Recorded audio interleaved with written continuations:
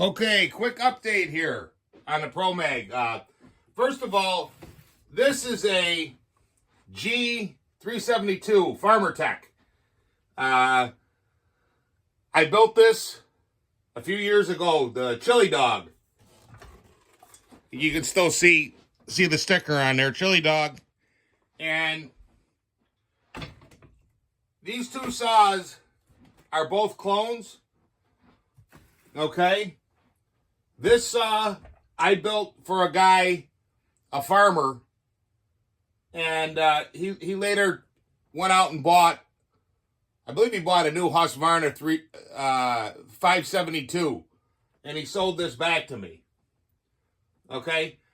If memory serves me correct, I had to replace a fuel line, impulse line, and I had to install a Walbro carburetor. I believe it was an HD15. And this saw runs nice. I have no complaints. And it's a couple years old. I haven't put a lot of time on it. I don't know how much he put on it. Maybe 100 cords of wood, face cords of wood or whatever, but it's still pretty fresh. But this saw that I got from another guy, I paid a total of $365 for this saw. And this is a Chinese clone. It is a 372 Pro Mag. And I actually built a pipe for it.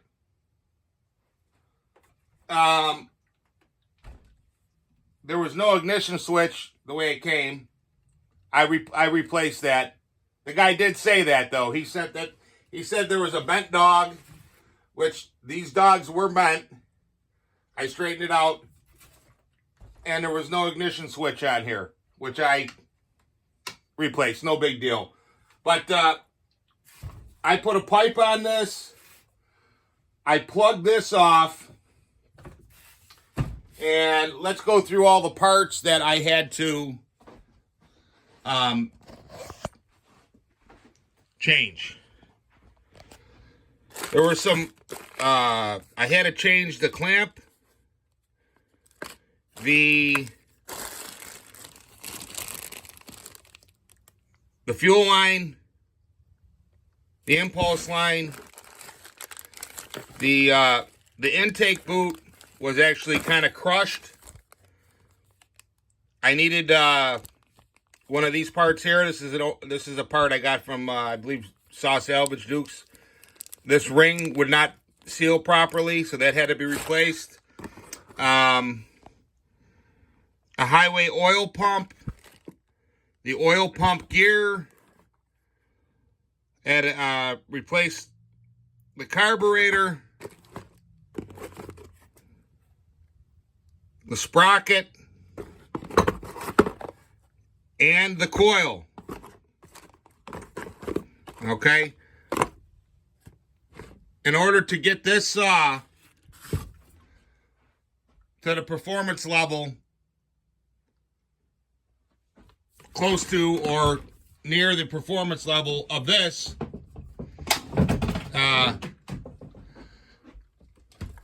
572 XP.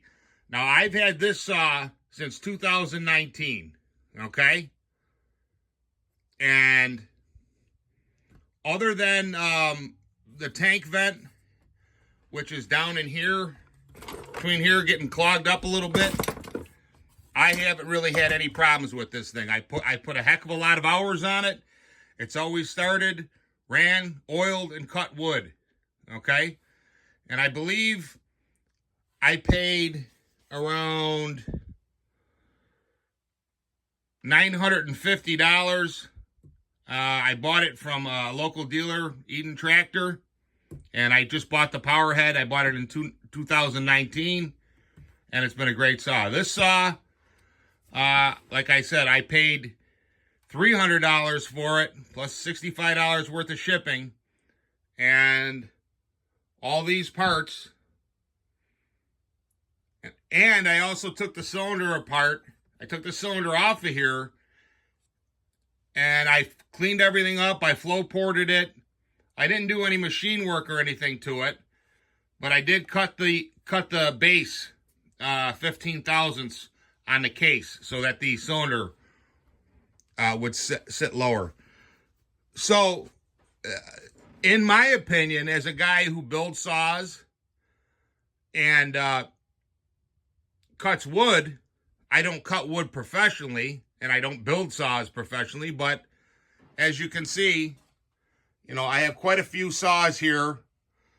I can take them apart, put them back together, rebuild them. And as a guy who would be probably considered a subject matter expert as compared to a layman in regard to these saws, in my opinion,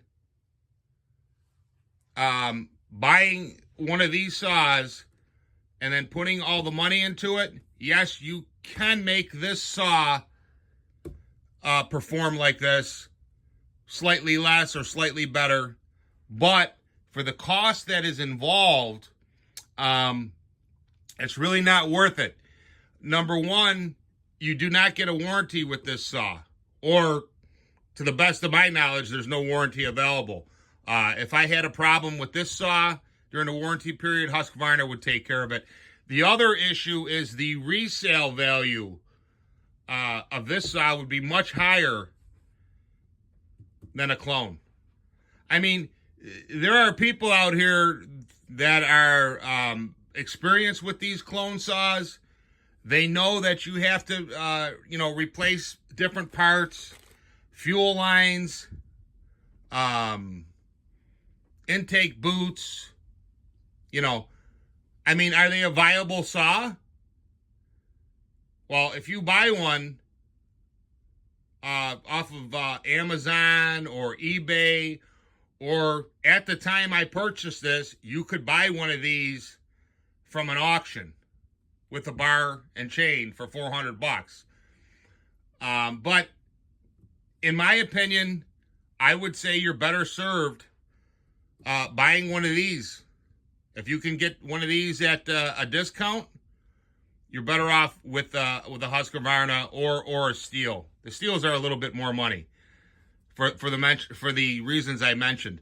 Anybody who knows or who has worked on these clone chainsaws knows that there's issues that you have to address. There's no way that you're going to pay $300 or $400 for this and get $1,000 saw. Or I think these might be up a little bit more. They may be about $1,200. I'd have to look.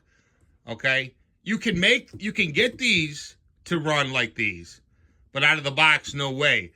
And in my opinion, you're best served picking up one of these.